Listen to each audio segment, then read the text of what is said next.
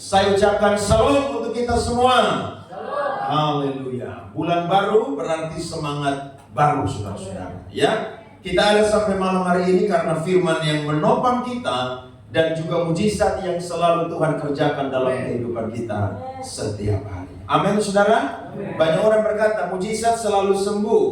Mujizat itu selalu yang namanya dapat uang yang banyak. Tidak. Kalau saudara masih bisa yang namanya bernafas, bahkan saya dan saudara ada sukacita, damai sejahtera, dan semua kekayaan rohani, itu mujizat Tuhan yang luar biasa.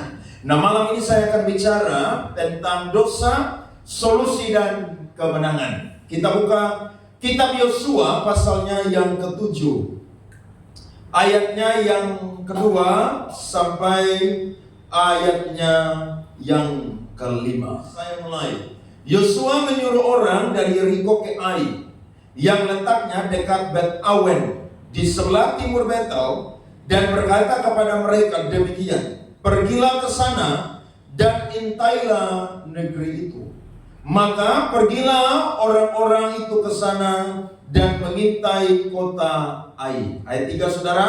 Kemudian kembalilah mereka kepada Yosua dan berkata kepadanya, tidak usah suruh bangsa itu pergi, biarlah hanya kira-kira 2 atau 3 ribu orang sendiri untuk menggempur Ai.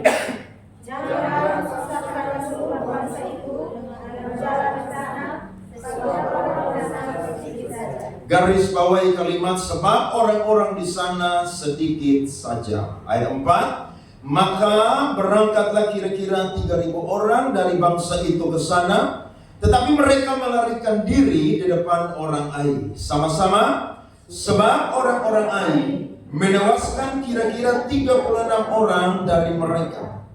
Orang-orang Israel itu dikejar dari depan pintu gerbang kota itu sampai ke Shebarim dan dipukul kala di lereng. Lalu tawarlah hati bangsa itu amat sangat. Amin untuk pembacaan firman Tuhan. Tuhan berjanji kepada Yosua bahwa Yosua akan memimpin bangsa Israel untuk menduduki tanah Kanaan. Dan ketika mereka itu berhasil untuk yang namanya mengalahkan kota Yeriko, maka kota selanjutnya yang harus mereka kalahkan atau tumpas adalah kota Ai.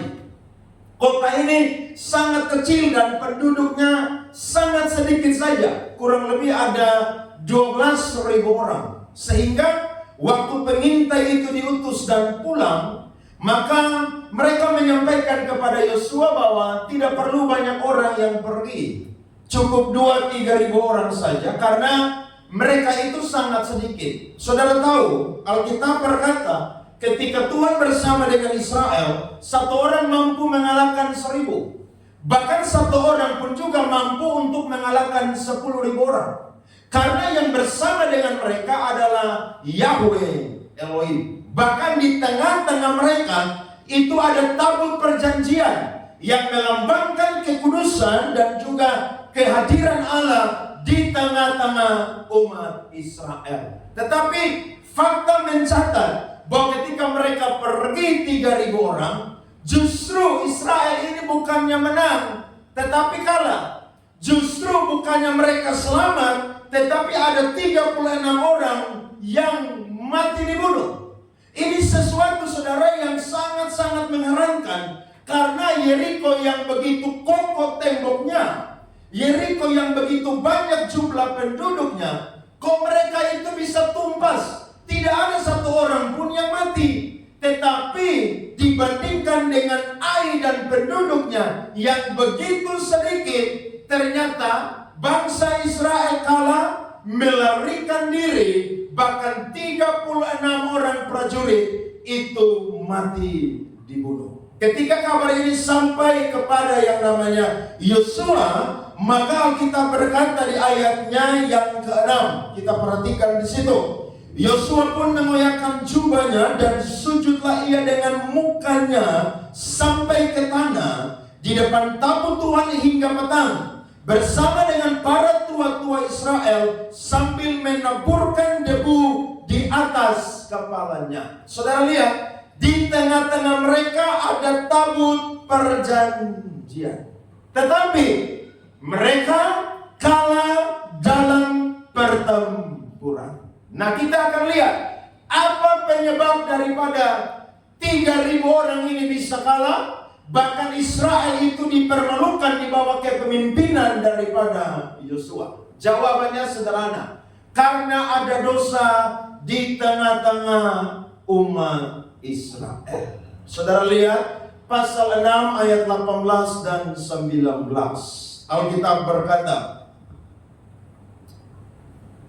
tetapi kamu ini jagalah dirimu terhadap barang-barang yang dikhususkan untuk dimusnahkan, supaya jangan kamu mengambil sesuatu dari barang-barang yang dikhususkan itu setelah mengkhususkannya, dan dengan demikian membawa kemusnahan atas perkemahan orang Israel dan mencelakakannya. 19. Segala emas dan perak serta barang-barang tembaga dan besi adalah kudus bagi Tuhan. Semuanya itu akan dimasukkan ke dalam apa, saudara? Perbendaharaan Tuhan. Waktu itu Tuhan firmankan lewat Yosua dan disampaikan kepada mereka. Semua mereka itu mendengarkan. Tetapi memang bujukan, rayuan daripada dosa itu, saudara, itu sangat kuat. Sehingga ada satu orang yang bernama Akan. Dia itu akhirnya melupakan perintah Tuhan, dan dia mengambil barang-barang yang dikhususkan untuk ditaruh di dalam perbendaharaan Tuhan. Karena dosa tamak, dia ingin supaya mendapatkan jubah. Dia ingin mendapatkan emas. Dia ingin mendapatkan perak. Sehingga dia mencuri apa yang menjadi bagiannya Tuhan. Nah, saudara perhatikan. Kadang-kadang kalau kita bicara tentang kekudusan, biasanya tentang persinahan, percabulan. Tetapi mengambil bagiannya Tuhan pun juga, itu sedang melanggar kekudusannya Tuhan. Sehingga lewat dosa yang diperbuat oleh Akan, maka orang Israel itu kalah dalam pertempuran melawan Ai. Saya akan bagikan. Yang pertama, sifat dari dosa itu adalah mengkamiri. Saudara perhatikan pasal 7 ayat yang pertama. Alkitab berkata, tetapi orang Israel berubah setia dengan mengambil barang-barang yang dikhususkan itu, karena Akan bin Karmi bin Sabdi bin Serah dari suku Yehuda mengambil sesuatu dan barang-barang yang dikhususkan itu, lalu bangkitlah murka Tuhan terhadap orang Israel. Ayat 11, saudara perhatikan. Alkitab berkata, orang Israel telah berbuat dosa. Mereka melanggar perjanjianku yang kuperintahkan kepada mereka. Yang ambil bagiannya Tuhan satu orang. Tapi saudara tahu, yang kena imbasnya adalah semua orang. Jadi sifat dari dosa itu selalu mengkamiri, selalu mempengaruhi, selalu yang namanya merusak. Makanya Alkitab juga berkata, sedikit lagi mengkamiri seluruh adonan. Jadi ketika hidup dalam komunitas, dalam keluarga, satu orang itu buat dosa, maka satu keluarga itu, saudara, bisa terkena imbasnya. Buktinya, saya dan saudara coba perhatikan. Di pasal 7, ayatnya yang ke-25. Alkitab berkata, berkatalah Yosua, seperti engkau mencelakakan kami, maka Tuhan pun mencelakakan engkau pada hari ini.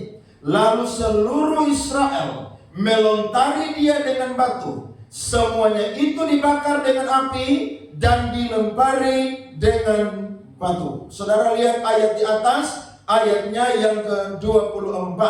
Kemudian Yosua beserta seluruh Israel mengambil Akan bin Serah dan perak dan jubah dan emas sebatang itu. Lihat apa yang terjadi. Anak-anaknya yang laki-laki dan apa, saudara? Perempuan, lembunya, keledainya, dan kambing dombanya, kemahnya, dan segala kepunyaan kepunyaannya. Jadi kalau satu orang buat dosa, semua itu terkabili. Tidak heran Paulus bilang dalam Roma 5 ayat 12 sampai 14, semua orang yang lahir sesudah Adam, yang tidak melakukan dosa seperti Adam pun juga terkhamiri oleh dosa asal. Jadi kalau saya dan saudara buat sesuatu, coba pikir baik-baik. Jangan sampai perbuatan saya ini menodai orang-orang yang ada di sekeliling saya. Coba orang korupsi, yang malu apakah hanya dia sendiri? Saya percaya yang malu adalah seisi rumahnya. Apalagi kalau dia orang Kupang, orang NTT, orang Medan, orang Ambon yang ada marga di belakang. Satu orang yang buat, seluruh yang punya marga yang sama, pasti apa saudara? Malu.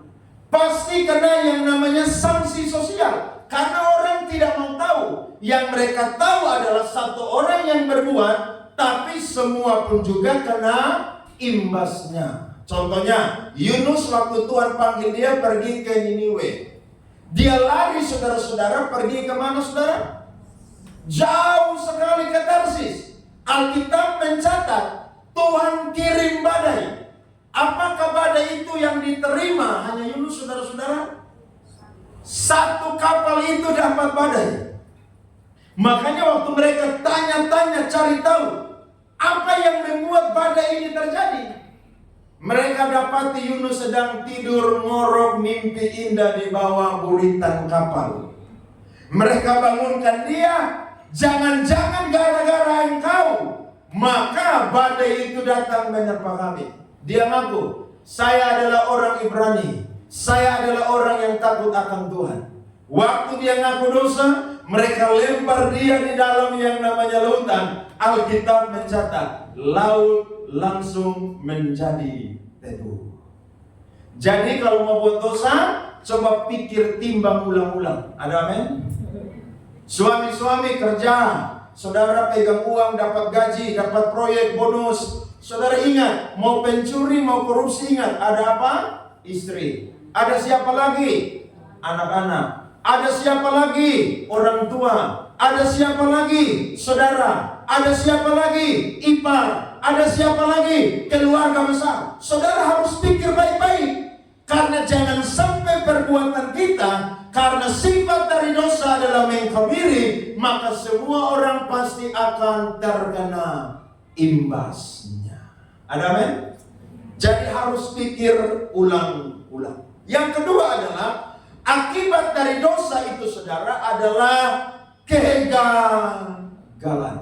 Alkitab berkata mereka pergi hanya 3.000 orang, tetapi justru mereka melarikan diri dan 36 orang prajurit Israel mati ditumpas oleh orang Ai. Saudara jangan anggap remeh sesuatu yang kecil. Biar itu kecil, tapi kalau di situ ada dosa, tidak ada kekudusan Tuhan, tidak ada penyertaan Tuhan, maka biar yang kecil pun juga, saya dan saudara pasti akan gagal menghadapinya. Mereka anggap remeh, mereka pikir, oh Ai itu kecil, jadi sudah, mereka pergi sedikit orang saja. Mereka tidak tahu bahwa ada dosa di tengah-tengah umat Israel, dan dosa itu membuat gagal, saudara-saudara. Perhatikan, Yesaya 59 ayat 1 sampai ayat yang ketiga. Coba kita perhatikan firman Tuhan ini. Yesaya 59 ayat 1 sampai 3. Dosa adalah penghambat keselamatan. Sesungguhnya tangan Tuhan tidak kurang panjang untuk menyelamatkan, dan pendengarannya tidak kurang tajam untuk mendengar. Tetapi yang merupakan pemisah antara kamu dan Allahmu ialah segala kejahatanmu, dan yang membuat dia menyembunyikan diri terhadap kamu sehingga ia tidak mendengar ialah segala dosamu. Ayat 3 baca sama-sama yang keras. Sebab tanganmu cemar oleh darah dan jarimu oleh kejahatan, mulutmu mengucapkan dusta, lidahmu menyebut-nyebut kecurangan. Saudara lihat, yang membuat saya dan saudara doanya terhambat, ya, peperangan walaupun kecil itu tapi kita gagal, kita kalah. Sampai hari ini saya dan saudara mungkin belum mendapatkan kemenangan di dalam pergumulan kita. Coba saya dan saudara evaluasi. Jangan sampai ada dosa yang saya dan saudara perbuat. Ada orang bilang kepada saya, Pak Andre, saya ini di gereja itu pendeta tuh selalu khotbah setor persepuluhan. Ya, saya berkata, persepuluhan itu zaman perjanjian lama. Alkitab zaman perjanjian baru tidak pernah mencatat bawalah persembahan 1/10 ke rumah Tuhan. Tidak pernah. Bahkan yang memberikan persembahan itu, saudara, adalah orang-orang yang bekerja. Orang-orang imam ketika mereka dapat persepuluhan baru mereka memberikan persembahan khusus kepada imam besar. Jadi bagaimana? Saya wajib untuk menaati atau tidak? Saya jawab dengan sederhana. Orang Israel bawa persembahan 1/10 ketika mereka datang ke bait Allah. Nah, kamu kan orang Kristen, kamu hari Minggu ke gereja, kamu punya pendeta mendoakan kamu, maka bawalah persembahan itu ke rumah Tuhan. Terserah, kalau ada yang tidak mau, ya nggak apa-apa, itu urusan masing-masing. Tapi kalau engkau sadar bahwa 10% adalah bagiannya Tuhan, kembalikanlah bagiannya Tuhan. Karena kalau engkau tidak mengembalikan, maka Alkitab berkata engkau sedang mencuri apa yang menjadi bagiannya Tuhan. Lagian kan Tuhan cuma minta berapa persen, saudara? 10%. Coba kalau Tuhan minta 50%, saya yakin saudara pindah agama langsung. Karena 50%, Tuhan minta cuma 10%. Jadi buat saya, kalau ada orang yang berpendapat demikian, sah-sah saja. Mungkin mereka punya teologi yang berbeda, ajaran mereka berbeda. Tapi kita yang tahu firman Tuhan, yang sadar bahwa berkat itu berasal dari Tuhan, maka kita wajib untuk mengembalikan apa yang menjadi bagiannya Tuhan. Sederhana kan? Gak usah debat-debat. Itu sesuatu yang minor yang tidak perlu diperdebatkan seperti hal yang mayor, saudara-saudara. Nah, kita perhatikan ketika dosa ada di tengah orang Israel, maka mereka itu gagal. Jadi kadang-kadang saya dan saudara gagal. Mungkin ada dosa yang kita perbuat dan itu mungkin kecil sekali. Dan kita anggap itu sesuatu yang biasa-biasa saja. Contohnya seperti Saul. Waktu Saul itu membakar korban karena Samuel telat datang, saudara, dia anggap itu sesuatu yang biasa. Itu adalah tugas daripada dia yang adalah raja. Itu sesuatu yang melanggar perintah Tuhan. Bahkan ketika Tuhan suruh tumpas semua yang ada di tengah-tengah orang Amalek, dia bukannya tumpas, dia sisakan kambing domba yang terbaik untuk korban kepada Tuhan. Saudara perhatikan, jangan main-main dengan dosa sekalipun itu kecil. Ada amin?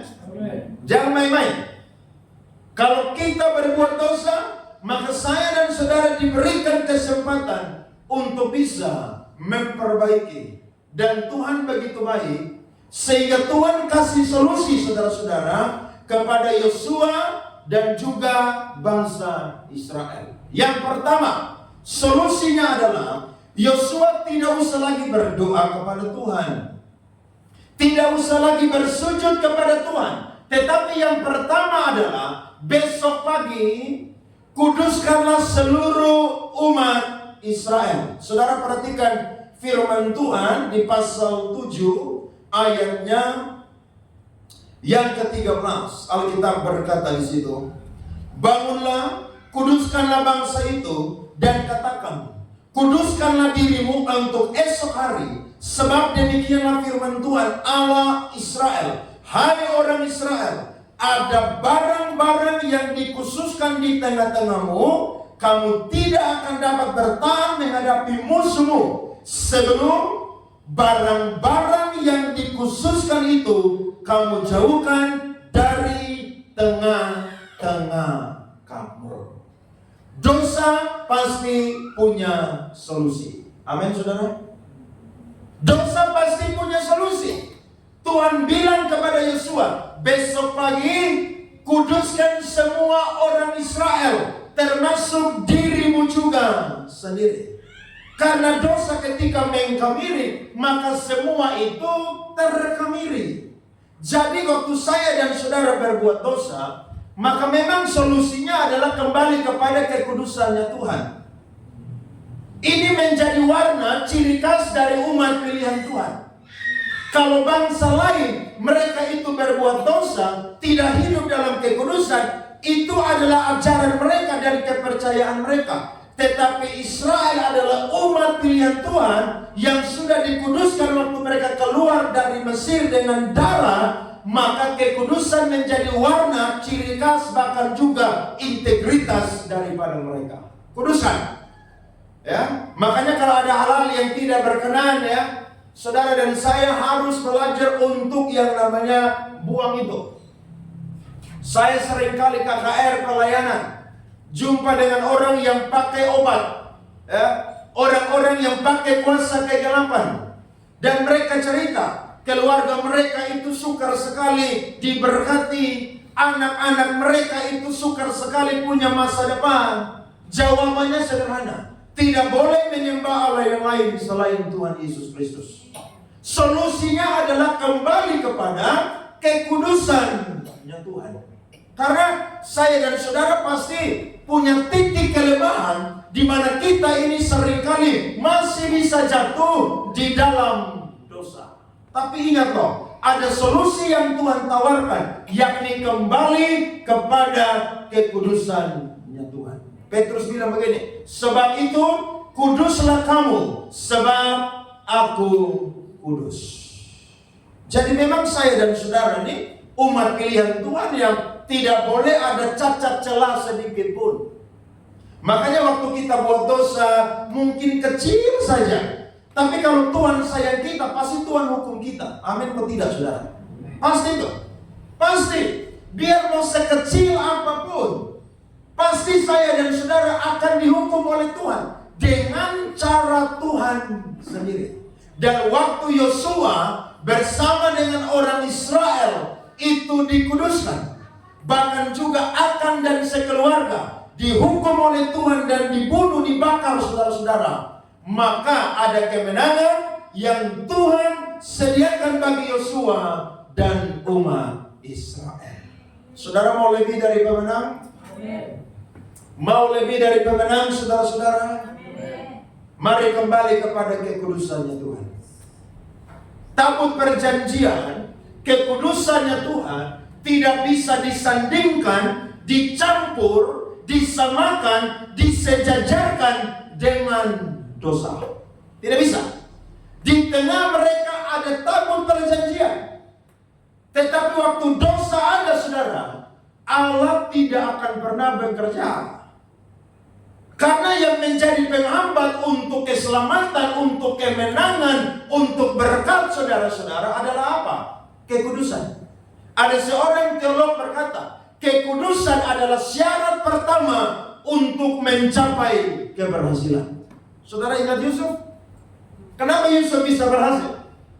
Jawabannya sederhana.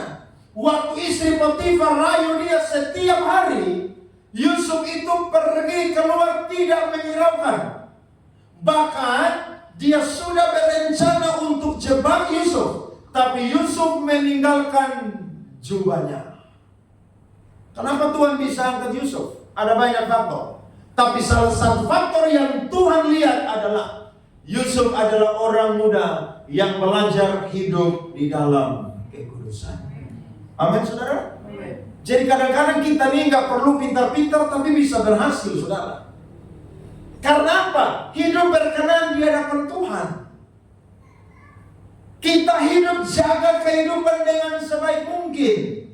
Tidak heran Paulus pernah menasihati jemaat di Tesalonika. Coba kita baca 1 Tesalonika 4 ayat yang pertama. Coba ditampilkan Bapak Ren 1 Tesalonika 4 ayat yang pertama. Lihat. Nasihat supaya hidup kudus. Ayat pertama, saya baca ayat pertama. Akhirnya, saudara-saudara, kami minta dan nasihatkan kamu dalam Tuhan Yesus.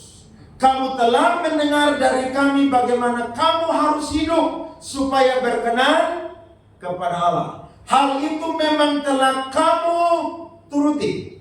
Tetapi apa saudara? Baiklah kamu melakukannya. Lebih apa lagi saudara? Bersungguh-sungguh lagi. Jadi kekudusan itu saudara harus di-upgrade. Amin. Kekudusan itu harus naik level saudara-saudara. Jadi kita jangan puas sampai di level ini. Tidak. Kalau saya ngajar piano saudara, saya punya murid itu ada 2 orang ya. Itu mereka les itu dari tahun 2017 sampai sekarang. Saya coba hitung mereka punya uang les saudara. Itu adik kakak saudara mendekati 30 juta. Tapi orang tuanya tuh tekun untuk suruh anak-anaknya les. Dan tahukah saudara, setiap grade itu punya kesusahan masing-masing. Kalau anak les baru level 1, nanti main lagunya 1-2 halaman. Nanti dia mulai naik level 2 atau grade 2, main 3-4 halaman. Nanti dia mulai naik grade 3-4, mulai main 5-7 halaman. Seterus saudara, nanti kalau dia sampai grade 8, itu main lagu bisa sampai 16 halaman. Dan itu semua notasi yang ada di dalam buku itu saudara, hafal luar kepala. Waktu saya belajar not balok pertama saudara, saya nangis. Karena susahnya minta ampun. Makanya banyak orang tuh kalau main musik sudah dengar aja main, ngapain baca not, pusing kepala. Kenapa? Mata harus lihat, jari harus main, hati harus hitung, kaki harus hitung, semua harus bermain saudara-saudara. Susahnya minta ampun. Sampai waktu saya ada di Proskuneo waktu belajar pertama, itu jari saya itu saudara dipukul oleh itu tutor saudara. Kenapa? Karena lelet sekali baca. Tapi itu proses. Dan saya tidak mau untuk tidak bisa. Saya harus belajar untuk bisa. Akhirnya saya pun diri saudara. Latihan. Saya punya buku-buku musik saudara yang dulu-dulu. Itu semua penuh dengan tulisan pensil. Karena nada saya catat, posisi saya catat, dinamika saya catat, semua saya catat. Tetapi ketika sekarang saudara, saya sudah mampu, sudah bisa dan fasih, ternyata gampang sekali. Tetapi waktu murid-murid saya yang les, mereka bilang, Mister, susah sekali. Loh, kamu kemarin bisa kan main lagu itu kan? Berarti lagu ini juga pasti apa? Bisa. Dan mereka tuh tekun saudara. Yang lain bilang, Pak Andre, cuti dulu ya, berhenti dulu ya. Ini 2 murid saya ini gak pernah cuti saudara. Yang satu sudah grade 7, adiknya sudah grade 5. Woi, baca not balok saudara, keren. Jadi kalau saya les mereka, orang tua kasih makanan, kasih kue, saya cuma minum makan aja. Saya cuma dengar aja. Oh itu salah, jari salah. Kenapa? Karena sudah terbiasa. Nah kita pun juga seperti demikian. Kekudusan saudara harus ditingkatkan, di-upgrade saudara-saudara. Memang kita tidak bisa kalau tidak ada Roh Kudus. Tapi kalau bersama dengan Tuhan ada Roh Kudus dalam kehidupan kita, kita dimampukan saudara-saudara. Karena roh yang ada di dalam kita lebih besar daripada roh yang ada di dalam dunia ini. Nah kita akan lihat kemenangan yang Tuhan sediakan bagi orang Israel. Pasal 8 ayat 25 sampai 29. Perhatikan firman Tuhan. Alkitab berkata, jumlah semua orang yang tewas pada hari itu, baik laki-laki maupun perempuan, ada 12.000 orang. Semuanya orang Ai. Tadi mereka pergi, 36 orang mati. Berangkat 3.000. Sedangkan jumlah daripada orang Ai hanya 12.000. Saudara perhatikan, bersama dengan Tuhan, ketika ada kekudusan, ada penyertaan Tuhan, maka kemenangan Tuhan akan sediakan bagi saya dan saudara. Pasti itu pasti saudara-saudara. Lihat ayat berikutnya, saya dan saudara perhatikan. Dan Yosua tidak menarik tangannya yang mengacungkan lemih itu sebelum seluruh penduduk kota Ai ditumpasnya. Hanya ternak dan barang-barang kota itu dijara oleh orang Israel sesuai dengan firman Tuhan yang diperintahkannya kepada Yosua. Lihat tuh, tidak boleh ada yang jara lagi, tapi mereka jara apa yang Tuhan perintahkan. Jadi kalau Tuhan suruh, lakukan. Tapi kalau Tuhan tidak suruh, jangan lakukan. Memang iblis itu pandai putar firman. Saya tuh suka sekali renungkan Kejadian pasal 3. Itu firman saudara menarik luar biasa. Karena Allah berkata dalam Kejadian 2 ayat 15, 16, dan 17. Pohon semua yang ada di tengah-tengah taman itu boleh kamu makan. Tetapi pohon pengetahuan yang ada di tengah-tengah taman itu jangankan makan. Raba aja tidak boleh. Tetapi dalam Kejadian 3 iblis pakai ular. Orang Rote bilang mengge, saudara tahu mengge. Ular datang saudara, maka ular berkata, bukankah semua pohon dalam taman ini boleh kamu makan? Lihat tuh, ular putar firman. Semua pohon dan buahnya boleh kamu makan, tetapi pohon yang ada di tengah-tengah jangankan makan, raba aja tidak boleh. Tapi iblis berkata, bukankah semua pohon yang ada dalam taman ini boleh kamu makan? Langsung Hawa menyahut atau menyambut percakapan daripada ular yang adalah alatnya setan. Dia berkata, semua pohon dalam taman ini boleh kami makan, tetapi pohon pengetahuan yang ada di tengah-tengah itu jangankan makan, raba aja tidak boleh. Kalau kami makan, maka pasti kami akan mati dan kami akan jadi sama seperti Allah. Ular berkata, kamu tidak akan mati, kamu akan jadi sama seperti Allah. Saya coba baca tafsirannya. Josh McDowell, profesor teologi, dia berkata, buah itu tidak menganut satu magnet atau magis apapun. Tapi Tuhan tempatkan pohon pengetahuan dan buahnya. Dari jauh Tuhan melihat, kira-kira manusia lebih taat kepada perintahku atau bujukan rayuan daripada iblis. Ternyata manusia lebih taat kepada siapa saudara? Iblis. Akhirnya gara-gara Adam dan Hawa, semua manusia terkamiri oleh dosa. Tetapi kita bersyukur, lewat kematian Kristus, penebusan saya dan saudara terima, maka kemenangan jadi bagian saya dan saudara. Tidak heran Paulus catat dalam 1 Korintus 15, hai maut di mana sengatmu? Tidak ada. Karena lewat kematian Kristus, maut sudah dikalahkan, dosa itu sudah dikalahkan, saudara-saudara. Kemenangan Tuhan sediakan bagi saya dan saudara. Lanjut, Alkitab berkata ayat 21:8, Yosua membakar Ai dan membuatnya menjadi timbunan puing untuk selama-lamanya, menjadi tempat yang tandus sampai sekarang. Dan Raja Ai digantungnya pada sebuah tiang sampai petang ketika matahari terbenam. Yosua memerintahkan orang menurunkan mayat itu dari tiang, lalu dilemparkan di depan pintu gerbang kota. Kemudian didirikan orang di atas suatu timbunan batu yang besar yang masih ada sampai sekarang. Kemenangan Tuhan sediakan bagi umat pilihannya yang mau kembali hidup dalam kekudusan dan kebenaran. Kalau hari ini saya dan saudara mungkin gagal, bukan karena saya dan saudara adalah orang-orang yang kurang berdoa.